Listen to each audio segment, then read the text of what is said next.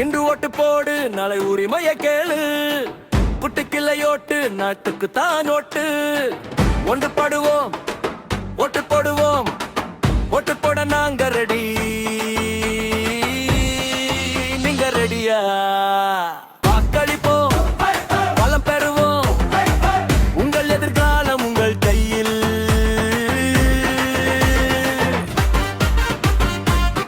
ஓட்டு போடுவோம் உரிமையை பெறுவோம்.